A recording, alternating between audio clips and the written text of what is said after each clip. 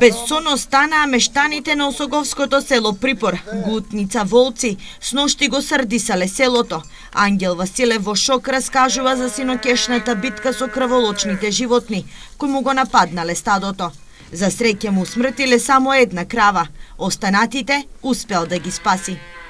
Па сигурно имаше едно 4-5 имало сигурно, кој му се спуштија надоле. Али ја ето со сокирава трчакаме, нема што да направам, они се спуштија таму кај долу и почна да вика да се наде телето, али тоа време ја не смеах да спаднам. Нема што да направам. Добро. За жалосно и кога отидов таму, се кога видов само главата му стоеше, дори и плачех и жената виках. Ова не е прв пат волци да го напаѓаат стадото на Василев. Точно пред една недела му снемало теле. Прво помислил дека некој му го украл, но потоа сватил дека со него се го штевале волците.